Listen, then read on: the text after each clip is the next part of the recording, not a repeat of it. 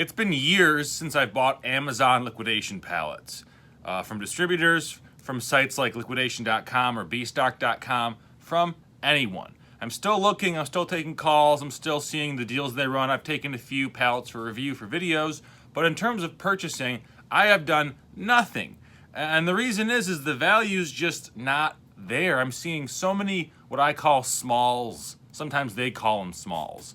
Stuff that goes to bin stores, cheap private labeled crap that is not worth the time it takes to test. Not things that are easily flipped. It used to be I'd buy a pallet and it'd be full of textbooks. There'd be DVDs in there. There would be things that don't require enormous amounts of testing. Even when I was on the show, we would get like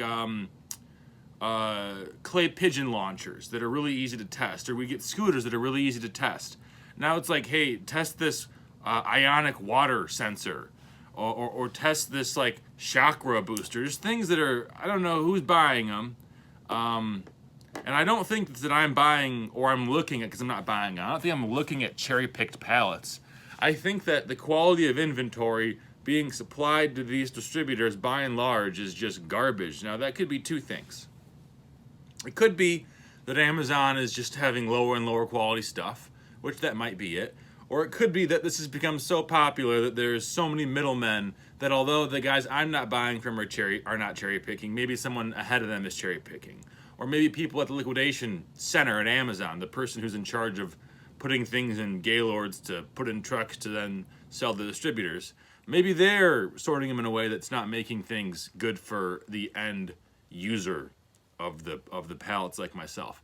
I'd love to hear your input on this. Are you a liquidation pallet person? I think the only way you can make money doing this in 2023 is you have to have a store. You have to have a 5, 4, 2, 3, 2, 1 store where, you know, $5 on Monday, $1 on Friday, and it's descending in between, and you just like sell everything that way.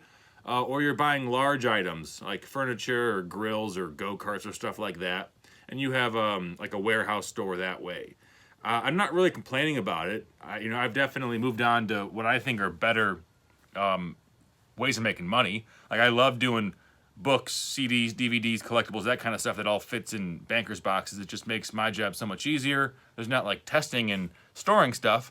But I was just thinking about it today and thinking about like the ways I've made money in the past and how some of those ways are just like not even remotely profitable, at least the way I was doing it.